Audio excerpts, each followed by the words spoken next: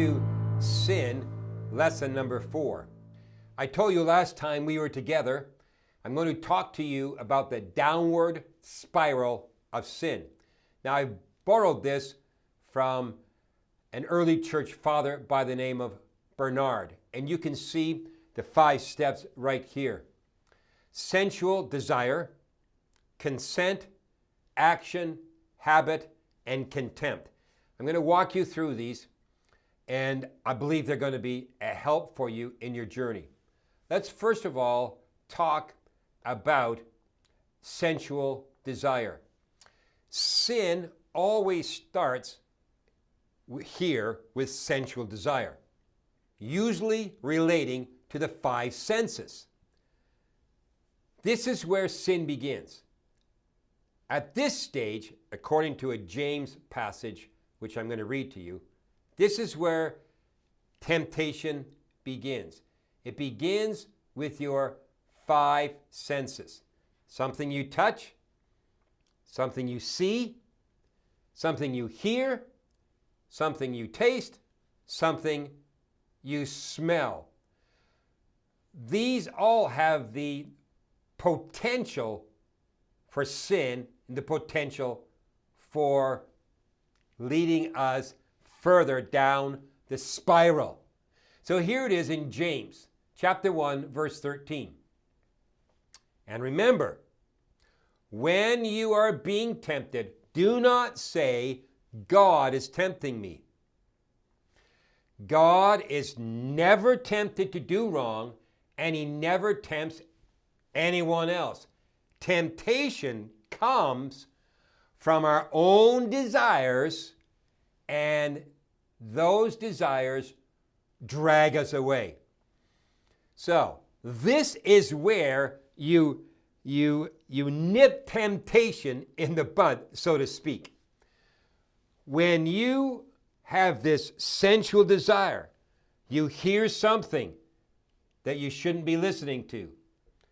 You watch something that you should not be watching. You immediately, at that stage, you stop and you run the other way. And if you don't stop and run the other way, you start the downward spiral. And in this downward spiral, the second step is this: consent. Your desires will have the potential to push you towards consent. Now, consent is this: it's inwardly and it's emotionally saying to yourself, yeah, I could do that and get away with it. Remember, all sin looks good. Remember Eve, chapter 3 of Genesis? Eve is being tempted by the enemy to eat the fruit. And in verse number 6, the woman was convinced. And here it is, listen carefully. She saw that the tree was beautiful and it looked delicious, and she wanted the wisdom it would give to her. Sin is never ugly initially. It always looks delicious, and it always promises you something. So there is, before you sin, there is that inner consent. Yes, I'm going to fill in the blank, whatever the blank is. Yes, I have decided to take the plunge. I'm going to, whatever. As an illustration, nobody gets up for breakfast, sits down with his wife at the table, and is putting peanut butter on their toast, looks at their wife and looks at her and says, honey, let's get divorced. Let's just pack it in. No, that's the third step, which I'll show you in a minute. Something's gone on before then. Nobody comes home from work sitting on their deck, looks across the fence, sees their neighbor Charlie, and they go, I think Charlie's a bit of a fool. I think I'll go inside, get a butcher knife, and slit his throat. No, a bunch of things have happened before you did that. Here's the third step. Action. After someone has succumbed to sensual desire, they then move into consent. This is simply the eating of the fruit. So Eve took the fruit and ate the fruit. This is getting off your lawn chair and going and getting your butcher knife. This is phoning the lawyer and saying, give me the divorce papers. I want to divorce my wife. This is James chapter 1, verse 14. Temptation comes from our own desires, which entices us and drags us away. Verse 15, these desires then give birth to sinful actions. After consent, action takes place. Here's the next one. Now let me stop and assure you, this is indeed a downward spiral. The lower you get on this spiral downward, the harder and the more difficult it is to stop. It's like a free fall. Somewhere along the line, and you're getting into it on this fourth step, that you want to quit, but you just can't quit because you've gone into the fourth step. You've moved from sensual desire, you've consented to sensual desire, you're following your consent with action, and now you are knocking on the door of habit. Habitual sin and habitual choices. It's a downward spiral. It's increasingly difficult to stop. Please, please, please listen to me. Stop on step number 1. Don't get down to step number 4. It's very difficult to get on that. It's difficult to stop then. It's like a bag of Lay's potato chips. I bet you can't eat just one.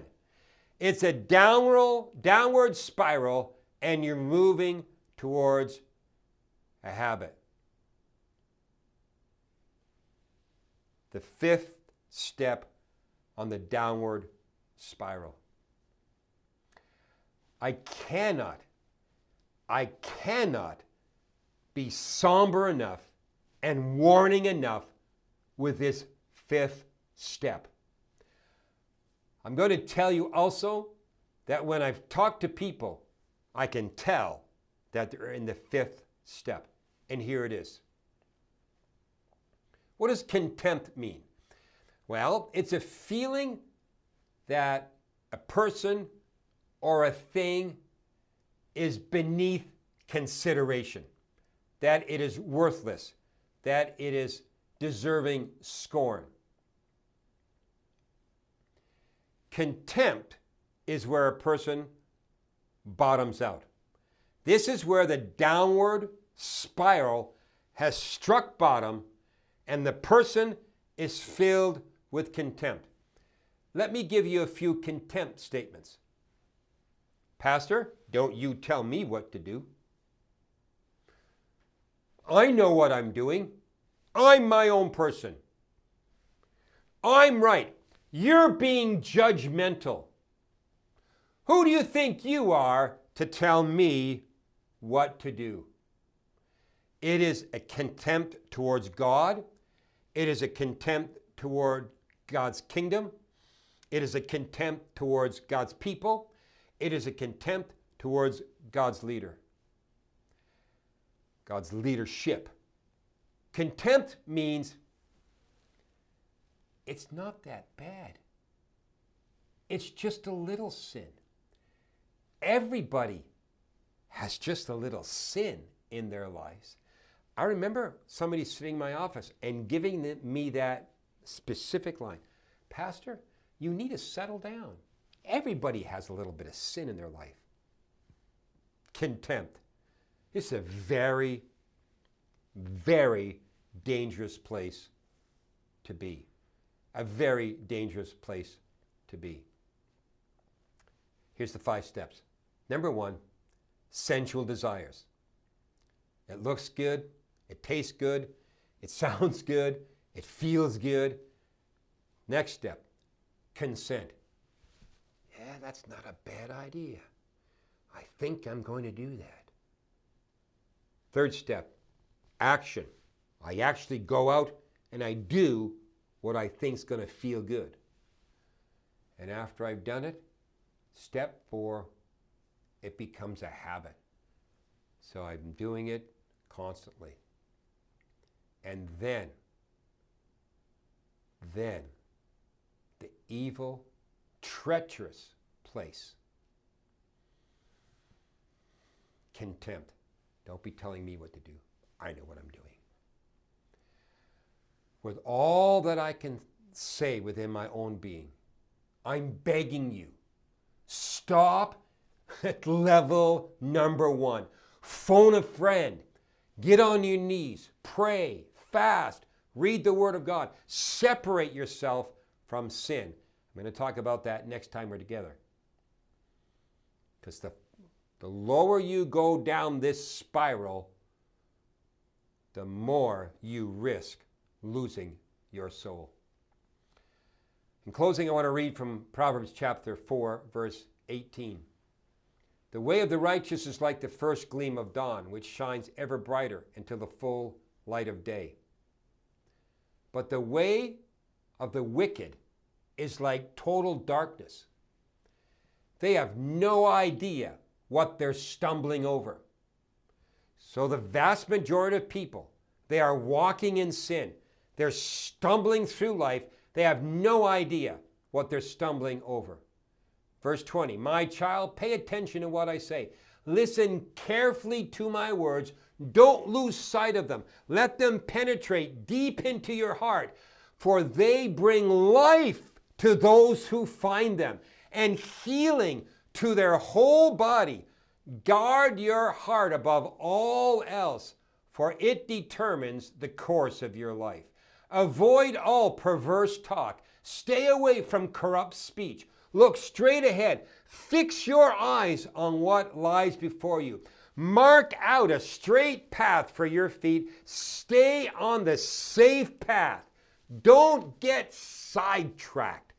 Keep your feet from following evil, because you don't want to get caught on this downward spiral of sin and end up in contempt, out of fellowship with God, out of fellowship with the church, and in danger of losing your own soul.